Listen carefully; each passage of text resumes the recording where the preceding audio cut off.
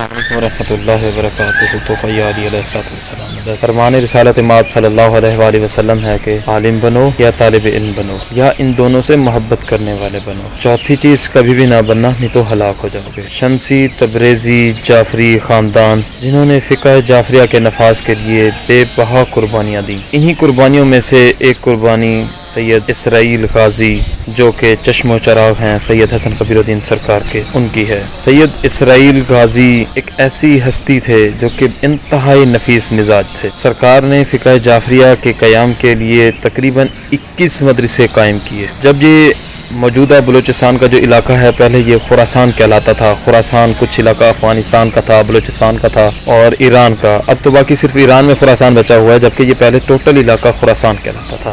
تو اس علاقے کے جو بلوچ تھے، بلوچ قبائل تھے، ان کا آپس کا جنگ کا سلسلہ شروع ہوا۔ تو اس سلسلے کی وجہ سے حسن کبیر الدین سرکار کے کچھ مریدین آپ کے پاس آئے اور انہیں عرض کی کہ ہمارے درمیان آپسی پھوٹیں پڑ چکی ہیں اور یہ مسائل آ رہے ہیں۔ تو سرکار نے اپنے فرزند جناب اسرائیل غازی کو حکم دیا تو وہ فوراً تیار ہو کے چل دیے۔ تو ایک اسی وجہ سے آپ کو تیار غازی کہا جاتا ہے کہ ہر وقت ہر کام کے لیے آپ تیار رہتے تھے۔ دوسری روایت یہ ہے کہ سرکار کو بے دردی سے شہید کیا گیا تھا اور آپ کو اسی وجہ سے بھی تیار غازی کہا جاتا ہے کہ جس طرح جناب جعفر طیار علیہ السلام کے دونوں بازو کٹ گئے تھے، تو پھر نبی پاک صلی اللہ علیہ وآلہ وسلم نے فرمایا کہ اللہ پاک ان کو جنت میں 2 پر عطا کریں گے جن سے یہ پرواز کیا کریں گے۔ طیار کا بیسک جو مطلب اگر اس میں عربی میں کریں تو اس میں یہ ہے کہ اڑنے والا۔ تو یہ 2 روایات ہیں، ایک میں یہ ہے کہ آپ مطلب فوراً تیار ہوئے جو کہ ہمارے خطے کی زبان کے حوالے سے ہے، اور جو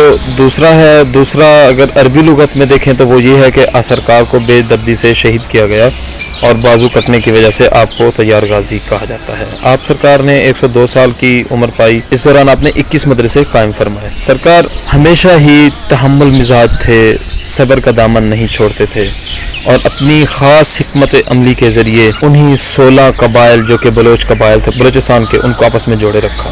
میں انتہائی شکر گزار ہوں پریوال شمسی تبریزی سادات کا، جنہوں نے بلا تفریق تمام شمسی بزرگوں کی یاد کو تازہ رکھا ہوا ہے، ان کے کردار کو سامنے دکھا رہے ہیں اور ان کو بھولنے نہیں دے رہے۔ 23 مئی 2025 آنے والے جمعے کی شام کو سرکار کی یاد میں منایا جا رہا ہے، سرکار اسرائیل طیار غازی کے یاد میں منایا جا رہا ہے۔ تو میں تمام سادات و مومنین کو وہاں شرکت کی اپیل کرتا ہوں، اور میں ایک بار پھر سے شکریہ ادا کرتا ہوں جناب فتح علی شاہ صاحب کا اور جناب مہربان علی شمسی صاحب کا، ست پنتھ کلندری جماعت کا، جنہوں نے اس مقدس ہستی کے نام یہ شام کی۔ اللہ پاک تمام مومنین و مومنات کو بصدقہ محمد وآل محمد علیہ السلام کی عزت عصمت و طہارت کا اپنی حفظ و امان میں رکھیں۔